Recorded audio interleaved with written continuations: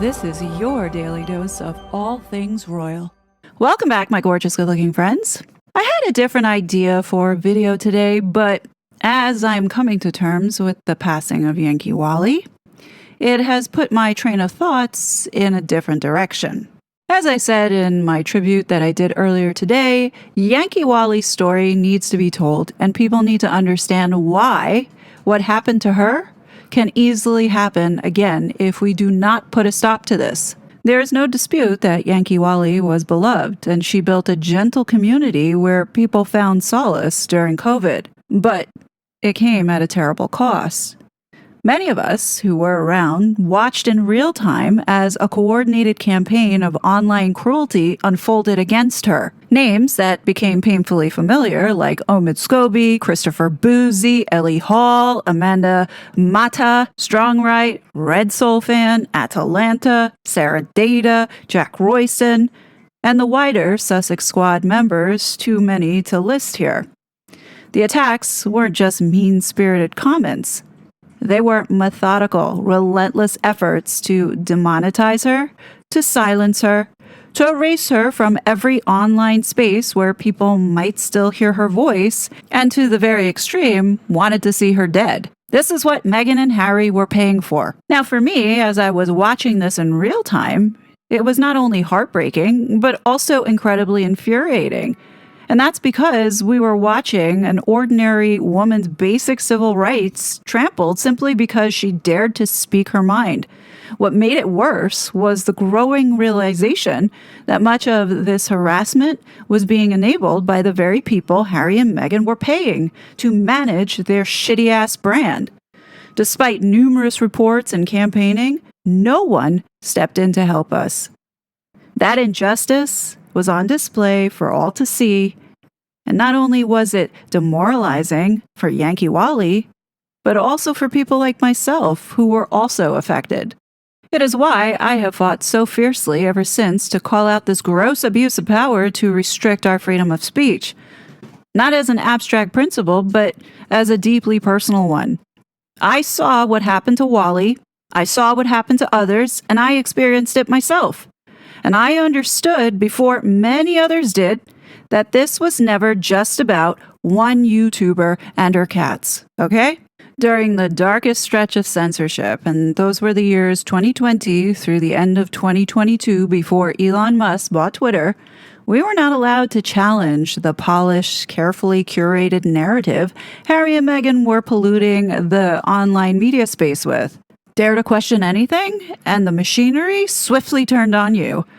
Especially if your question involved talking about Meghan's moon bump or anything that involved Yankee Wally. Now, at the time, none of us fully understood that we were targets in Prince Harry's royal psychological warfare game, the so-called Harry and Meghan agenda of Mexiting, and all the division and discourse that those two have caused were deliberate.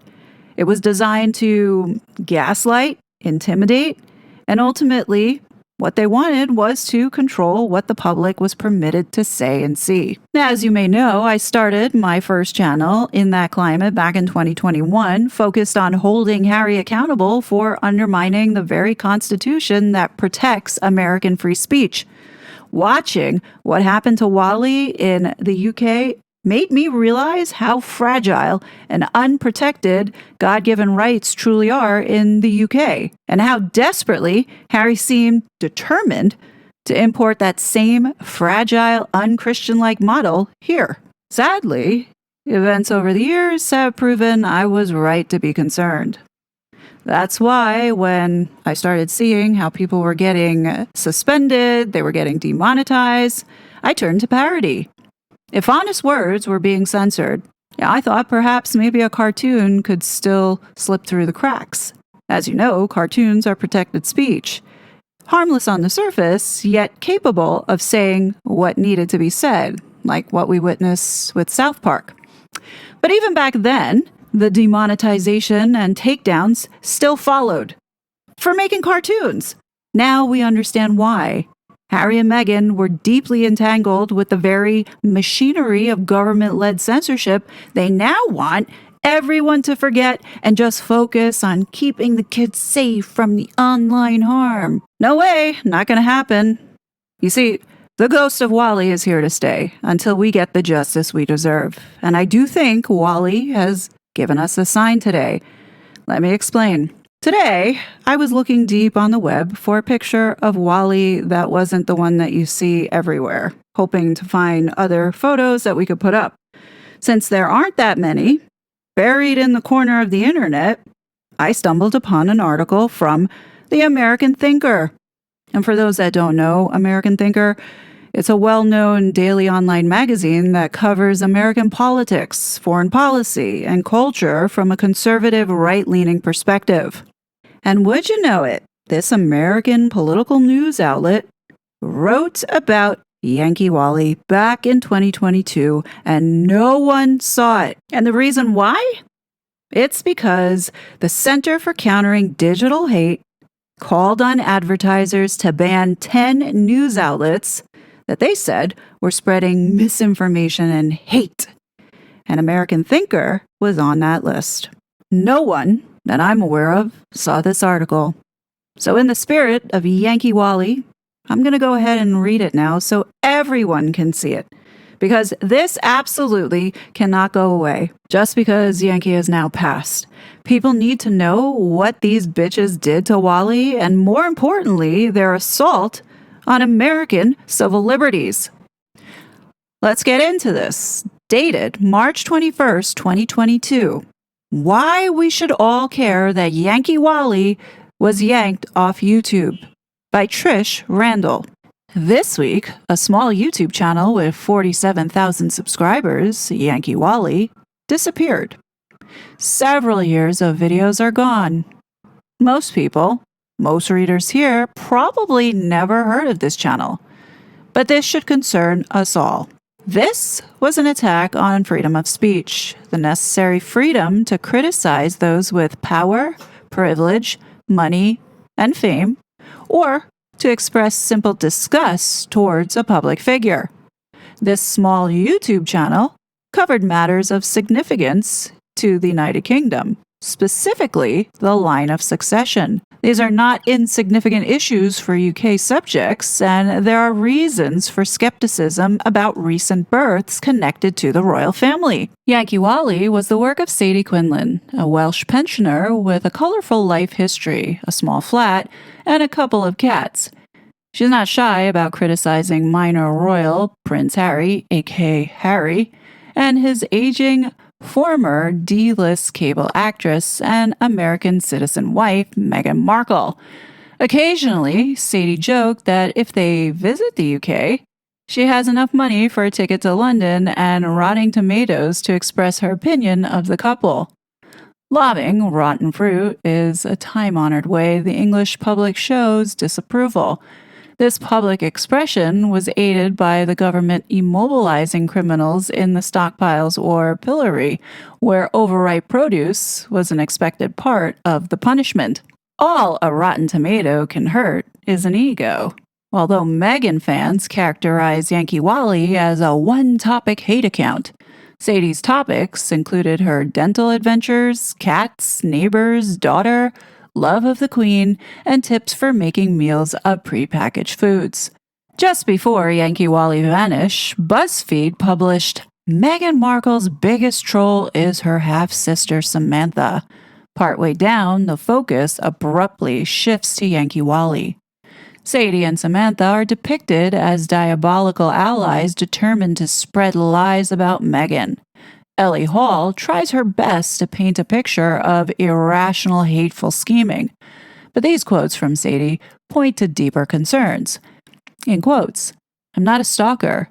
I don't want to see Harry and Meghan in my life. But at the same time, let's get them, those children, off the line of succession because they don't belong on it. They don't belong on it, and it's wrong to put them on it," she said. "I'm not going to accept those children of his as heirs to the throne. No way. No way on God's green earth will I ever accept that because those children were born from surrogates." Sadie is also quoted as saying, "So that's what would stop me," she said. for Meghan to tell the truth, and the truth, the biggest lie, is the surrogacy. A royal birth chamber was traditionally a crowded place. Considering the power and lifestyle enjoyed by monarchs' children, witnesses, lots of witnesses, were the best insurance against questions about birth details in pre-DNA times. Modern British royal birth transparency efforts trace back to turmoil in 1688. King James II's wife, after several pregnancies and no live children, had a healthy son. Claims that the infant was smuggled into the Queen's bedroom led to the scandal known as the warming pan baby. The birth was followed by formal hearings, abdication, mother and baby fleeing England, and invasion. In our time, royal infants, including William and Harry, Princesses Eugenie and Beatrice and their kids, and William's 3 children, were shown to the world on the steps of the hospital where they had been born. Birth certificates were released and announcements displayed at the front of the palace. The dates of the christenings and the names of the 6 godparents of each child were announced in advance, and photos were published. There's not enough room here for all the controversies surrounding Meghan and Harry, so this is just an overview of some controversies about the children. News of Archie's May 6, 2019 birth included Meghan already being home from the hospital. His first birth certificate was issued on May 17, 2019, with an illegible signature of a quote-unquote deputy, the word is handwritten, registrar, above text certifying the document as a true copy. On June 5, 2019, according to the Mirror UK, a revised birth certificate was issued, changing the mother's name from Rachel Meghan to Duchess of Sussex, a title, not a name, and legally, there's a difference. The names of his godparents are sealed. One brief video showed such a completely wrapped baby that photographers asked to see his face. Harry moved a tiny sliver of blanket, revealing a glimpse of cheek and one closed eye. A single photo was released after the christening. The parents and palace didn't release little Betty's birth certificate. They just announced that she was born in Santa Barbara County, California on June 4, 2021. Meanwhile, the California Vital Records online database shows no child born in California with first name Little Betty, last name Mountbatten, Wales, Windsor, or Markle, mother first name Rachel, Meghan's first name, on her birth record, which is available on the website. I checked multiple times in the summer and fall of 2021 and today. A serious question is whether Archie and Little Betty were carried by surrogates. Under UK law, no matter whose DNA is used, the woman who gestates the child is the legal mother, and surrogacy contracts are not binding. Children born of surrogacy or adopted are not eligible to inherit royal or aristocratic titles in the UK or be in the line of succession. Those who removed Sadie's videos might have been hoping to thwart anyone seeking evidence to dispute the characterization of Yankee Wally as a one-topic hate account. But even the BuzzFeed story describes Sadie and Samantha investigating 2 children listed on the royal family succession website. Succession is a serious matter, and researching it is not indicative of irrational hatred of an individual. Americans haven't been ruled by anyone from the British line of succession for some time, so why should Americans care? There are several reasons. Harry came to America with Meghan, and he called our First Amendment bonkers. They're actively campaigning to remove misinformation from the internet, using the foreign royal title Duchess of Sussex and private cell phone numbers allegedly provided to her by Kirsten Gillibrand. Meghan called women U.S. senators to lobby in favor of paid family leave. Her political ambitions are not limited to complaining and lobbying and may reach as far as Meghan Markle for president. Even if Sadie posted nothing but pure negative emotions and no legitimate political questions, a citizen with ambitions to political power in America should be the first person to stick up for Sadie's right to say such things. The fact that Sadie's videos are more honestly described as questioning and frustrated than targeted hate makes the removal of her videos not only despicable, but suspicious. Exactly, and that's why they wanted Yankee Wally gone. And now I'm pretty sure that these two assholes, plus the whole squad, are celebrating and cheering that Yankee Wally is gone, but not really, in the sense of they may think all her videos are gone, but I managed to save a few of those gems dating all the way back to 2019. So, all is not lost, Harry and Meghan. Good evening, everyone. It's Saturday night, 10 o'clock, and, we're going to talk about the christening and the pictures of the baby. Let's bring one of those up to start. That's a beautiful little baby, no two ways about it.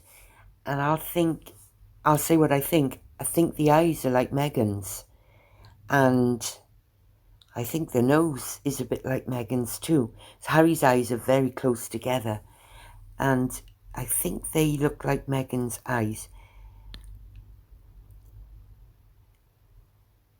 That's the two sisters of Diana, Lady Sarah McCorkindale and Lady Jane Fellows. That's right. There's Kate looking gorgeous in Stella McCartney. Seems ironic that she's wearing Stella McCartney, and that's what Meghan usually wears all the time, but she's got Dolce & Gabbana on today, I think, or something. Expensive, whatever it is.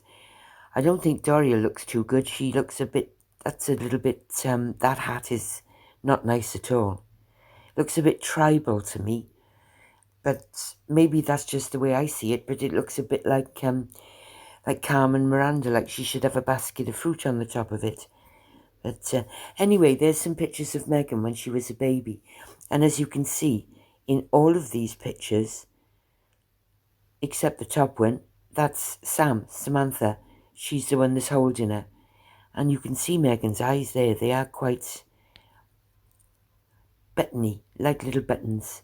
So I think that Meghan's the mother and Harry's the father, but she didn't carry the baby. No, she didn't. This is a surrogate's baby. Absolutely. And that's why it's sort of half and half, because the Queen can't be seen to condone it, because it didn't come out of Meghan's body. But the Queen has accepted it because it's probably got Meghan and Harry's DNA. Now that's why things have been the way they have. So all we can hope for now, to be honest, is that she takes Harry and the baby and goes to live in Africa or Los Angeles afterwards, because it doesn't matter if she's the child's mother and Harry's the father.